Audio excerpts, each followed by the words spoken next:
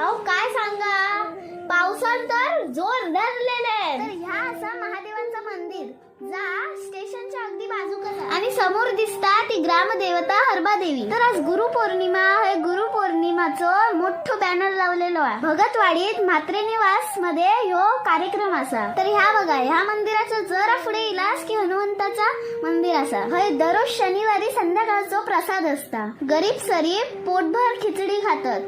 तर या गर्दीतनं वाट काढत काढत आपण जाऊया विरारच्या भाजी मंडई. तर हे गावठी भाजीवाले हत जे मंडईच्या बाहेर भाजी विकूक बसतात. सुंदर ताजी ताजी फ्रेश भाजी असता यांच्याकडे.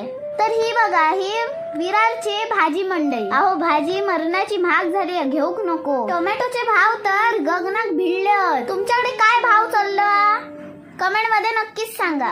गावात बरं, जंगलातलीच भाजी खाऊन